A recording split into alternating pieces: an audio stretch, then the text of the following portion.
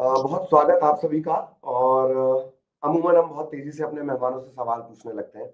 लेकिन थोड़ा मामला मेरा जज़्बाती है, तो आप जो मेरे बगल में देख पा रहे हैं ना, उनके बारे में मैं आपको बता दूँ। मध्य प्रदेश में है छिंदवाड़ा, छिंदवाड़ा में है तामिया, तामिया में है पातालकोट। उसकी गहराई होगी तकरीबन 1500 फीट, मीटर में 400 मीटर के आसपास वो पड़ता है। कई गाँव ऐसे हैं जहाँ सूरज की रोशनी नहीं पहुँच पाती है। उसी से थोड़ा आगे कोयलांचल शुरू होता है। कोयलांचल से किसी हीरे को निकलने के लिए बहुत मशक्कत करनी पड़ती है। इसी तरह पातालकोट में जो लोग रहते हैं, उन्हें बाहर निकलने के लिए बहुत मेहनत करनी पड़ती है। मुझे छिंदवाड़ा से दिल्ली करीब 900 किलोमीटर का सफर 40 साल लगे हैं और मेरे साथ आप जिन्हें देख रहे हैं, नाम है उनका भावना डहरिया। 7000 मीटर की ऊंचाई तक वो पहुंची है और उम्र के 3 दशकों में और भी बहुत उपलब्धियां हैं उनके नाम। वो हम गिनाने बैठेंगे तो सारा डिस्कशन उसी में चला जाएगा। लेकिन सबसे पहले भावना जी बहुत-बहुत स्वागत है आपका। थैंक यू और सो पहला मच। सवाल माउंटेन डे को लेकर क्या कांसेप्ट, कैसे शुरुआत, कैसे इसे सेलिब्रेट किया जाता है, अहमियत क्या है? जी। Thank you Lalit ji. मुझे बहुत अच्छा लग रहा है कि माउंटेन डे के दिन आपने मुझे इनवाइट किया है स्पेशली माउंटेनिंग के बारे में बात करने के लिए। तो आप सभी को माउंटेन डे की बहुत सारी शुभकामनाएँ। As a mountaineer mountain day ब बहुत इम्पोर्टेंट लगता है मुझे। लेकिन ये माउंटेन डे हर एक पर्सन के लिए इम्पोर्टेंट है। क्योंकि इस माउंटेन डे में नॉट माउंटेनिंग डे एक अलग भी होता है। और ये जी। जो है ये माउंटेन डे है। माउंटेन डे मतलब हमारे नेचर में जितने भी हमारे ग्लेशियर, हिमालय रेंज हो गए और अलग-अलग कंट्रियों में जो पहाड़ हैं, जो माउंटेन हैं, उनकी क्या भूमिका है हमारे जीवन को वहन करने में। जैसे कि आपको पता है कि जो गंगा नदी हमारे इंडिया की गंगा नदी है, वो एक ग्लेशियर से बन के आती है और फिर हमारे पूरे भारत का पालन-पोषण करती है। तो वो एक माउंटेन से हो बन के आती है, माउंटेन का ग्लेशियर है, वहाँ से फिर वो हमारे जीवन में कितने उसके महत्व हैं वो आप सभी जानते हैं। एक्चुअल में अगर देखा जाए तो जो माउंटेन डे है वो 11 दिसंबर जो कि आज का दिन है 2003 से स्टार्ट किया था। इसको जो जीएन जनरल असेंबली है उसने इनिशिएटिव किया था कि हमको माउंटेन डे मनाना चाहिए क्योंकि जी। वो हमारे जीवन में बहुत महत्व रखता है। इसके अलावा कुछ जो स्टेट जैसे यूनाइटेड स्टेट ने इसको स्टार्ट किया, लेकिन कुछ जो हमारे देश हैं जैसे जापान, वहाँ पर आज के दिन हॉलिडे होता है। मतलब वो इतना उसको इतने इम्पोर्टेंस डे मानकर उसको सेलिब्रेट करते हैं। अवेयर हैं अपने नेचर को लेकर। ऐसा हमारे हुँ, यहाँ ही होता है कि हम जाते हैं पहाड़ों पे और फिर वहाँ से जी। कचरे की तस्वीरें आती हैं। बहुत शर्मनाक लगता है, लेकिन कम से कम आप सबकी कोशिशों से अब पहाड़ पर सिर्फ मैगी खाने कोई नहीं जाएगा, उन्हें बचाने भी जाएगा, उनके बारे में सोचेगा भी। बिल्कुल। ऐसे ही छोटे-छोटे इनिशिएटिव से मेरा ख्याल है कि हम पहाड़ों को बचा पाएँगे और जिस तरह के वहाँ पे अभी हालात चल रहे हैं, बार-बार हम तस्वीरें देखते हैं, तो पहाड़ों पर जीवन को सहेजने की बहुत ज़्यादा ज़रूरत है। जी। जी। बिल्कुल, आप बहुत सही बात बोल रहे हैं कि जब भी हम किसी भी टूरिस्ट प्लेस जहाँ पर माउंटेन है या नेचर है, वहाँ पर अगर हम जाते हैं तो ये होती है कि हम उसको कैसे ट्रीट कर रहे हैं। क्योंकि अगर हम आज तो हम एक बार जाके कचरा कर देंगे लेकिन वो कितनी जनरेशन और आपको कितना हार्म पहुँचाता है ये हमको समझने की बहुत ज़रूरत है। और कुछ लोग समझने भी लगे हैं और जो नहीं समझ रहे हैं वो उनसे तो रिक्वेस्ट ही करते हैं कि प्लीज़ आप नेचर को गंदा करेंगे तो कहीं न कहीं आप गंदे होंगे। इसलिए आप ये ध्यान रखें कि उससे ही हमारी लाइफ़ है। तो जैसे माउंटेनिंग में क्या होता है कि एक जो चैप्टर जब हम इसके बारे में लर्न करते हैं कि माउंटेनिंग के कोर्स करते हैं कि कैसे हुँ। माउंटेन चढ़ा जाता है। लेकिन साथ ही हमको एक पूरा चैप्टर है इसके ऊपर माउंटेन मैनर्स का। कि हमको क्या मैनर्स रखने हैं माउंटेन के साथ। तो ऐसा नहीं है कि सिर्फ़ पहाड़ चढ़ना है, आपको वहाँ पर क्या मैनर्स रखना है, क्या-क्या चीज़ें नहीं ये करनी बहुत है उस दिलचस्प है, चीज़ कुछ के की लिए। पॉइंट्स बताइए इस मैनर्स के प्लीज़? जिस लेके अगर जो हमारा रास्ता है, हम उसी रास्ते पे जाएँगे। जैसे माउंटेनिंग में जैसे पहले ट्री लाइन होती है, फिर झाड़ियाँ आ जाती हैं, फिर ग्रास लाइन होती है, फिर उसके बाद मोरन होते हैं। तो जब हम किसी भी माउंटेन में जाते हैं, तो पहले हम विलेजेस को क्रॉस करते हैं। पहाड़ों में जो गाँव होते हैं, छोटे-छोटे गाँव होते हैं, उनको क्रॉस करके फिर हम पहाड़ों के साइड जाते हैं। तो जब हम वहाँ जाते हैं, तो किसी लोगों की फसल होती है, किसी का कुछ होता है मतलब हुँ। चीज़ें लगी होती है और तो हमको उस चीज़ ऐसा नहीं कि हम जा रहे हैं तो हम उनको हार्म पहुँचाएँ या कुछ ऐसा करें। तो ये बहुत बेसिक चीज़ मैंने आपको बताई है कि हम उनके बिल्कुल। फसल मतलब जैसे कि कुछ भी खाने की चीज़ है, दाल वग़ैरह कुछ भी लगा है, तो वो हम नहीं तोड़ना है। ये हमका एक बेसिक जो मैंने बताया है, ये बेसिक मैनर होता है। फिर जब हम आगे क्रॉस करते हैं, तो ऐसे ही सेम जंगल के साथ है, कि आप ऐसा नहीं है कि आप जैसे टूरिस्ट जाता है, कहीं ये पत्ती तोड़ लिया, कहीं ऐसे चलते-फिरते हम जो हाथ तो ये सब भी नहीं करना। फिर उसके बाद हमारा जो भी वेस्ट है, जो भी हम कुकिंग आइटम लेके जाते हैं, जो भी जी, सारी जी। चीज़, तो हमको वहाँ पर कुछ भी नहीं छोड़ना होता। वो सारा सब हम अपना एक बीन बनाते हैं, छोटा पैकेट, उसमें ही हम सब डाल के और अपने बैग में रखते हैं। और जी, फिर उसको जब हम वापस आते हैं तो सही जगह में उसको डिस्पोज़ करते हैं। तो ये सारी चीज़ें हमको इस बिल्कुल। कोर्स सिखाई जाती है और भी टेक्निकल चीज़ें हैं जो हमको इसमें सिखाई जाती हैं। जैसे हम ग्लेशियर जी, में जाते हैं, ग्लेशियर में जो हमारा रास्ता है और ऐसा नहीं है कि हमको जैसे हम आइस जमी दिख रही है तो उसको हर बार तोड़ना ही है। जो हमारा रास्ता है जहाँ पर हम जा रहे हैं सिर्फ़ उसी चीज़ को हम हाथ लगा सकते हैं, बाकी चीज़ों बिल्कुल। को हमको डिस्टर्ब नहीं करना।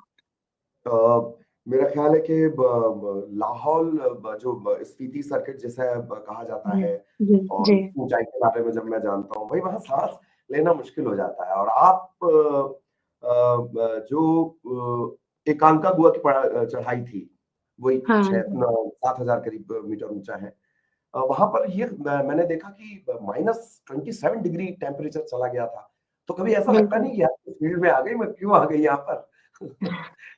अ, हाँ, एक्चुअल में बहुत ज़्यादा जो टेम्परेचर जब डाउन होता है, तो ये सारी चीज़ों को फ़ेस करने के लिए मैंने जो इनिशियली ट्रेनिंग करी है, बेसिक माउंटेनिंग कोर्स और एडवांस माउंटेनिंग कोर्स, इस कोर्स में हमको बताया जाता है कि कैसे आपको मतलब ट्रेनिंग दी जाती है कि कैसे माउंटेन को क्लाइंब करना है और कैसे अपने आप को बचाना भी है। तो जो इसके गियर्स होते हैं, जैसे हम फेदर जैकेट और ये सब पहनते हैं, लेकिन जब माइनस टेम्परेचर होता है और हम क्लाइंब करते हैं, तो सबसे इम्पोर्टेंट है कि हमको हमारा ब्लड सर्कुलेशन बनाए रखना है और कंटिन्यू क्लाइंब करना है। अगर हम किसी जगह में रुकेंगे माइनस टेम्परेचर में, तो हमारी बॉडी फ्रोज़ हो जाएगी और फिर ब्लड सर्कुलेशन रुक जाएगा और बहुत सारी जैसे हड्डी गला दें, तो सबसे पहले इनिशियली जो अ, फ्रॉस्ट बाइट होता है, वो फिंगर टिप्स में होता है और धीरे-धीरे हाथ जमने लग जाता है और फिर वो ब्लैक हो जाता है, मतलब खून जम जाता है पूरा और फिर अगर आपने उसको थोड़ा-सा भी मूवमेंट दिया, मतलब आपने कुछ भी टच किया, तो उँगली टूट जाती है।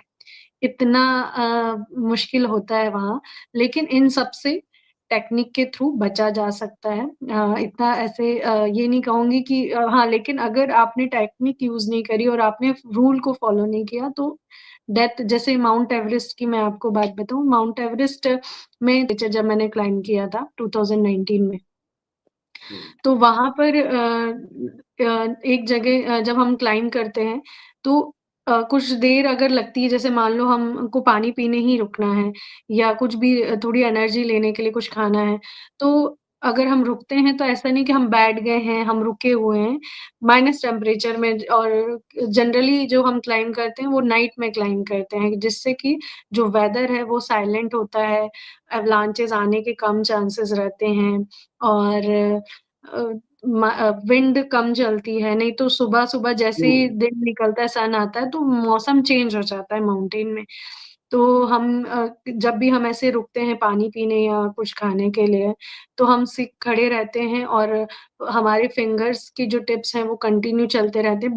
बॉडी में मूवमेंट बना रहता है, ऐसा नहीं कि हम बैठ गए तो फिर फ्रोज़ हो जाएँगे और फिर जी। विदिन अ मिनट या सेकंड हमको ये सारी चीज़ें करके हम धीरे-धीरे चलो लेकिन कंटिन्यू चलते रहने में ही मतलब हम बचे रहते हैं। जी, धीरे-धीरे चलो और कंटिन्यू हुँ, चलते रहो। मैंने जैसे शुरुआत में हुँ, ज़िक्र किया ना तामिया से ये जी। जो चोटी है जिसका नाम याद नहीं कर पा रहा हूँ मैं, बार-बार देखना पड़ रहा है। वहाँ तक पहुँचना ये बहुत वाक़ई लंबा सफ़र है और उसके लिए ऐसा ही हुँ, कोई हमें ऐसे ही ज़िद की ज़रूरत है जो जुनून में तब्दील हो जाए। अच्छा एक और बड़ा अनोखा रिकॉर्ड भी है, मैं दर्शकों को पहले बता दूँ भावना के नाम पर। 22 मई 2019 का जिसका आपने ज़िक्र किया। मैं तब बर्थडे मना रहा था और तब आप माउंट एवरेस्ट पे जो है कि तिरंगा फहरा रही थी। आप जी। बेस कैंप तक सिद्धि को लेकर गई हैं, तब 3 साल थी उसकी उम्र। तो मतलब जब हुँ। आपने फैसला लिया, तो घरवालों ने डाँटा नहीं? क्या मतलब रिएक्शन कैसा था उनका? बिल्कुल ये सब पेरेंट्स के लिए जिनको भी पता चला, मेरे घरवालों ने तो सच में बोला कि तुम सच में ऐसा करना चाहती हो? एक्चुअल में मैंने पहले ये सोचा था कि अभी नहीं, कभी भी एटलीस्ट उसको बेस कैंप तक तो मैं लेके जाऊँगी। मुझे नहीं पता वो बड़े होकर क्या बनना चाहती है, किस फ़ील्ड में जाएगी। लेकिन मैंने ये सोचा था कि एक बार इसको बेस कैंप लेके जाऊँगी, बट इतना अर्ली लेके जाऊँगी ये नहीं फाइनल किया था। बट जी। जब मैंने एक न्यूज़ पढ़ी कि न मैं नेपाल गवर्नमेंट से कई बार मैंने पूछना चाहा था कि कितनी अर्ली एज में बेस कैंप के लिए वो परमिट दे सकते हैं। तो हुँ, कभी परमिट के लिए कोई मतलब पॉज़िटिव आंसर नहीं आया। लेकिन मैंने फिर एक न्यूज़ पढ़ी जिसमें एक स्वीडन का बच्चा था जो कि वहाँ से क्लाइंब करके आया, हुँ, क्लाइंब मतलब पेरेंट्स के साथ जाके वापस आया, क्योंकि इतने छोटे बच्चे हुँ, उतना क्लाइंब तो नहीं कर सकते, तो मैंने उसे कैरी किया था। तो फिर मैंने रिक्वेस्ट करी अ, वो तो काफ़ी थोड़ा बड़ा बच्चा था, 4-5 साल का था, 5 हाँ, और ये मेरी बेटी 2.5 साल की थी जब मैं इसको लेके गई। तो जी, जी, जब समझ मैंने ये पेरेंट्स को बताया तो पहले तो उन्होंने कहा कि नहीं-नहीं ये सब रिस्क नहीं लेना है बच्चों के साथ, और मेरा तो बाकी पेरेंट्स से भी रिक्वेस्ट है कि कभी बच्चों को तो मतलब इस टाइप के स्ट्रगल में नहीं डालना चाहिए। हाँ, ऑब्वियस लेकिन मेरी हाँ, बच्ची उस टाइम पे 2.5 साल पे वो प्रॉपर बोलती थी, मतलब बात वो अपनी बातें कन्वे करती थी, आराम से बातें करती थी, और मैंने उसे बेस कैंप से ले जाने से पहले टेस्ट किया। उसे मैं स्पीति लेके गई, और हमारा खारदुंगला पास आपको पता है हाईएस्ट पास है हुँ, हमारे इंडिया का, हाँ, और वहाँ पर मैं उसे लेके गई और मैंने वहाँ पर उसको चेक किया कि उसको कोई मतलब कोई परेशानी तो नहीं हो रही है। लेकिन जब मैंने देखा कि उसने उसकी तो बॉडी सारे काफ़ी स्टेप्स आपने अच्छी। फॉलो हाँ, किए उसे ले जाने से पहले और हाँ जी, सिद्धि भी इतनी सिद्धि भी अपनी मम्मी के साथ इस छोटी-सी उम्र में ब्रांड एम्बेसडर हैं। और सिद्धि बिल्कुल। जब भी आप ये वीडियो देखें और समझ पाएँ ना, एक बात जानिएगा, आप ताउम्र अपनी मदर का, अपनी मम्मी का, अपनी माँ का शुक्रगुज़ार होंगी। इस छोटी उम्र में आपने कुदरत को इतना करीब से देखा है, यकीनन आप शुक्रगुज़ार होंगी। आप शायद मेरी बातें अभी ना समझ पा रही हों, लेकिन किसी दिन अगर आप ये देखेंगे ना वीडियो, तो आप अपनी मम्मी को थैंक्स बहुत सारा थैंक्स बोलिएगा। एक रील मैं आपका देख रहा था, 7 महाद्वीपों में से 5 आप कर चुके हैं, तो अभी बचा क्या है? एक्चुअल में जो 7 महाद्वीप हैं, उनकी इंडिविजुअल हाईएस्ट पीक होती है, जिसमें से मैंने हुँ, 5 पीक्स क्लाइम्ब कर लिए हैं। जिसमें ऑस्ट्रेलिया है, अफ्रीका है, साउथ अमेरिका है, यूरोप है एंड एशिया, मतलब एवरेस्ट को मिला के। बट जो 2 हैं अंटार्कटिका और नॉर्थ अमेरिका, इसको क्लाइम्ब करना मुझे बाकी है। तो 5 हो गए हैं, मेरा सातों महाद्वीप में जाके इनकी हाईएस्ट पीक को क्लाइम्ब करूँ, और ये 7 समिट्स कहलाता है। तो हर एक माउंटेनियर चाहता है कि वो 7 सबमिट करे, तो मेरा भी मन है कि मैं करूँ, और ये बहुत ही गिने-चुने लोग कर पाते हैं, तो क्यों ना मैं भी उसमें अपना नाम लिखाऊँ। नहीं, और यकीनन आप कर पाएँगी इसमें कहीं कोई संदेह नहीं है, जिस रफ़्तार से आप चल रही हैं या जिस रफ़्तार से ये चीज़ें चल रही राघवगढ़ में एक बड़ा अच्छा शब्द आपने दिया था। मेरा ख्याल है आपने ही इज़ाद किया है या शायद कहीं आपने सुना हो या आपने खुद बनाया हो। खुद बनाया वो है, शब्द है एडवेंचर नहीं, एडवेंचर इन्होंने जो एडवेंचर। पर्वतारोही है, उस लिहाज से ये शब्द इन्होंने दिया। उसके ज़रिए क्या था आपके मन में, क्या सीख देनी थी? मैं ये कहना चाहती थी कि जब अ, एडवेंचर मतलब रोमांच, और रोमांच जब किसी रिस्क से मिलता है, इट्स कॉल्ड एडवेंचर, क्योंकि ये वर्ड एडवेंचर जो तो है मैंने डेंजर बनाया। है। या एक्चुअल में जो एडवेंचर मतलब रोमांच, रोमांच में सेफ्टी होती है, सब होती है और हम उस चीज़ को करते हैं। बट जो जैसे माउंटेनिंग में मैंने देखा कि हम सेफ्टी के साथ तो जाते हैं, बट इतना बड़ा रिस्क हमारे साथ होता है डेथ को लेकर। तो हर एक एडवेंचर करने में जो रिस्क जहाँ पर आती है, उस हुँ, रिस्क से जब एडवेंचर मिलता है तो इट्स बनता है एडवेंचर। ये वर्ड मैंने किया उस टेडएक्स टॉक में, और ये जी। बहुत दिन टाइम से मेरे दिमाग में चल रहा था कि मुझे एक वर्ड एडवेंचर मतलब मेरी फ़ील्ड के लिए मुझे बनाना है, तो ये मैंने वर्ड बनाया एडवेंचर, और उसका मीनिंग यही है कि जब एडवेंचर मिलता है रिस्क से तो बनता है एडवेंचर। बिल्कुल और राघवगढ़ के बारे में एक खबर मैं पढ़ रहा था दरअसल, उसमें मैंने ये इस शब्द का ज़िक्र किया। एक और अच्छा शब्द मुझे लगा था, शीरोज़ ऑफ एमपी, मतलब मध्य प्रदेश के हीरोज़ तो आप बहुत बोलते हैं, एक बड़ा अच्छा शब्द मुझे लगा, वो भी मैंने देखा था, शीरोज़ ऑफ एमपी। एक चीज़ मैं थोड़ा-सा पूछना चाह रहा था विक्रम अवार्ड को लेकर। मेरा ख़्याल है अब तो अदालत से वो याचिका जो है वो खारिज भी हो गई है जी। ना देने की। तो कोई खिलाड़ी तैयार है बिल्कुल नाम का ऐलान मतलब होना है, अचानक से कोई अफ़सर आपको फ़ोन करके कह रहा है कि भावना उस पे अभी स्टे लग गया है। तो ऐसा लगता है ना मंच पे बुलाकर हम खाली हाथ लौट आए। तब क्या बिल्कुल। फ़ील हुआ? और अभी फ़िलहाल ये जो पूरा विवाद था क्या अब इसे क्लोज़ समझा जाए? थोड़ा-सा बताइए प्लीज़? अ, बिल्कुल आपने जो बात बोली मैं उस अवार्ड के लिए अवेटेड थी क्योंकि मैंने 2019 में माउंट एवरेस्ट क्लाइंब किया था और 2023 की लिस्ट में मेरा नाम आया और जो कि डिस्ट्रीब्यूट हो रहा था 25 को। तो 25 मतलब बहुत लॉन्ग टाइम हो गया अचीवमेंट दिए हुए और जब हम कभी भी मतलब आप चाहे किसी भी फ़ील्ड में हो और आप अचीवमेंट करते हैं, तो आपको एक रिकॉग्नाइज़ेशन चाहिए होता है कि आपका हुँ, ये अचीवमेंट जो है वो कहीं डिज़र्व डिज़र्व तो करता है लेकिन एक रिकॉग्नाइज़ेशन जो हमारा वो स्टेट आपको या प्रेरित हमारे करेगा और आगे जाने प्रेरित के लिए करने और आगे आपके जाने साथ-साथ के लिए बाकियों को और भी प्रेरित लोगों को या हुँ, तो वो रिकॉग्नाइज़ेशन काफ़ी टाइम से पेंडिंग था और जब फाइनली मिलने का मौका आया तो कुछ चीज़ें ऐसी हुई जो लोगों को नहीं पसंद आई और किसी ने ऑब्जेक्शन लिया। तो वो उस टाइम पे अगर वो पहले भी ऑब्जेक्शन ले लेते तो शायद मैं रेडी थी उस चीज़ को फेस करने के लिए। मगर सेम डे मतलब आप बिलीव करें कि मैं अवार्ड लेने पहुँच गई थी उस हुँ, फंक्शन में और जस्ट 1 घंटे पहले वो स्टे आया और मैं जब पहुँच गई रेडी होके और मैंने वो फंक्शन पूरा देखा कि सबको अवार्ड मिला जो 12 लोग थे हम, तो 11 लोगों को अवार्ड मिला और मुझे नहीं मिला और मेरी पूरी फैमिली मतलब जो खुद के मेरे पेरेंट्स हैं वो मेरी इन-लॉज़ फैमिलीज़, मेरे फ्रेंड्स, मेरे कॉलेज के जूनियर्स वो बस भर के वहाँ पर मुझे सिर्फ़ सपोर्ट करने के लिए कि हमारे ऑब्वियसली सीनियर को अवार्ड मिलने वाला है, मेरे प्रिंसिपल और बहुत सारे नोन लोग जो मेरे लिए वहाँ पर उस दिन मौजूद थे और वो उन सबको वो सेम फीलिंग हुई है जो मुझे फ़ील हो रहा था। और फिर जब स्टे आया और मैं काफ़ी मेंटली डिप्रेशन में चली गई थी उस 2 दिन। ज़्यादा दिन तो नहीं लिए क्योंकि I am the sports person मुझे ये फेस करना ही होगा। बट मेंटली बहुत डिप्रेस्ड थी और मुझे समझ नहीं आ रहा था कि ऐसा क्यों हुआ है?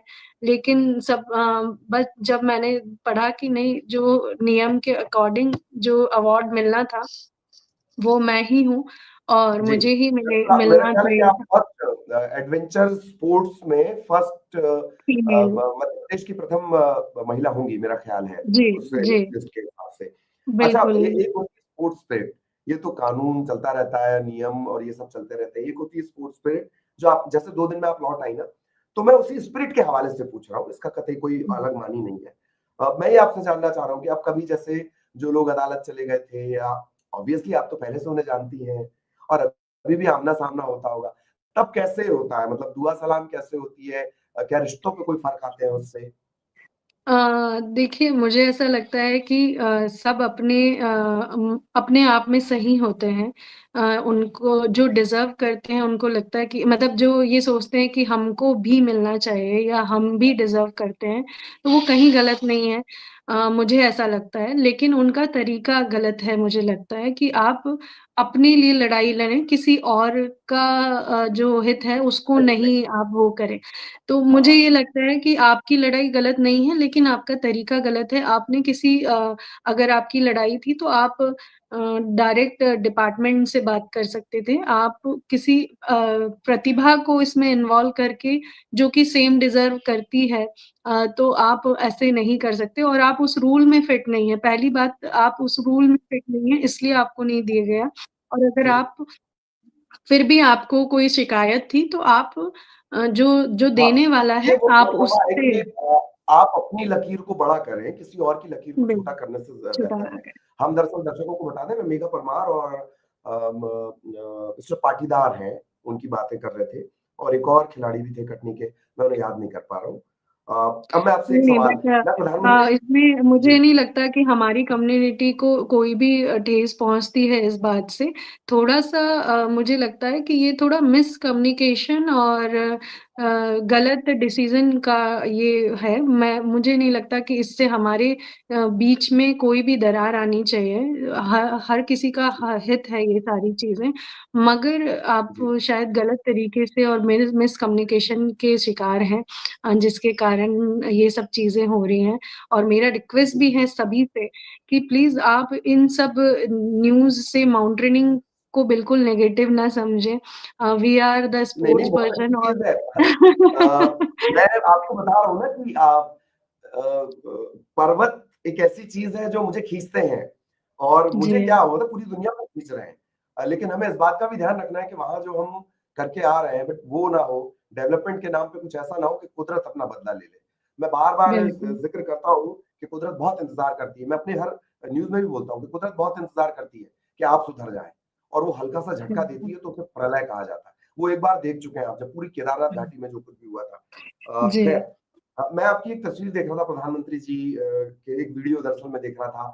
वो बड़ा स्पोर्ट स्पिरिट जो है प्रधानमंत्री जी की भी वो उनमें भी बहुत है। तो कैसे वो बात करते हैं, आपको कैसा लगा वर्किंग स्टाइल उनका? और खिलाड़ियों को बहुत प्रोत्साहित करते हैं। मेरी उनसे ऐसी बात इतनी नहीं बट हाँ, मन की बात में उन्होंने ज़रूर मेरा ज़िक्र किया हाँ, था हाँ। बहुत पहले जी। और तो उन्होंने सिर्फ़ माउंटेनिंग के बारे में बात करी और मुझे अच्छा लगा कि उन्होंने मतलब ऐसे मन की बात में एक स्पोर्ट्स माउंटेनिंग को उन्होंने तजुबी दी और बोला कि लाइक आप बहुत अच्छा कर रहे हैं, ये उनके लास्ट वर्ड थे मेरे लिए और जब वही हमारा मंच कॉल पर था। इस तरह से हमने इतने एक्टिव प्रधानमंत्री कि भाई वो मंच पर मिले, सारे खिलाड़ियों से बात करते हैं, नमस्ते, दुआ सलाम। टाइम रहा तो ज़रूर बात करते हैं, वरना सभी का ध्यान रखना और फिर मन की बात में ज़िक्र करना ये थोड़ा अलग रहता है। एक और लास्ट क्वेश्चन कि जो आज का ख़ास दिन है, माउंटेन डे को लेकर जैसे हमारी बात शुरू हुई थी, उस ख़ास दिन क्या कुछ आप कहना चाहेंगी हमारे दर्शकों के लिए और ख़ास तौर पर बेटियों के लिए, महिलाओं के लिए, युवतियों के लिए? मैं आज माउंटेन डे के ऊपर बस यही कहूँगी कि जब भी हम कभी भी नेचर के करीब जाते हैं तो ऐसा नहीं मतलब हम नेचर से मिलने नहीं जाते हैं, हम अपने आप से मिलने जाते हैं और कोई जो ऐसी बातें होती हैं जो हमारे मन को बहुत परेशान कर रही होती है और अगर आप परेशान हैं, तो प्लीज़ नेचर के करीब जाएँ, आपको उसका हल ज़रूर मिलेगा और आप एक अच्छे रास्ते पर चल पाएँगे और सही मतलब सही डिसीज़न ले पाएँगे। बिल्कुल और चर्चा हमारी हो रही थी वक़्त अब हालाँकि वक़्त के लिहाज से तो जितना मुझे बताया गया था मैंने शायद ज़्यादा वक़्त आपका लिया। लेकिन बहुत-बहुत जी, धन्यवाद, बहुत अच्छी बातें आपसे हुई और भी जी, मतलब मैं तो इसलिए ख़ास तौर पर कि मुझे छिंदवाड़ा से निकली एक प्रतिभा और उससे आज मैं बात कर पा रहा हूँ। इस वजह से भी जी। बहुत शुभकामनाएँ और जल्दी से वो 2 महाद्वीप जो बचे हैं, वो आप करें और निश्चित तौर पर आप करेंगे। छिंदवाड़ा के लोग थैंक बहुत ज़िद्दी होते हैं वैसे। यू। जी, तो आप बिल्कुल, करेंगी थैंक मुझे यू। पूरा यकीन है। नमस्कार। जी, नमस्कार।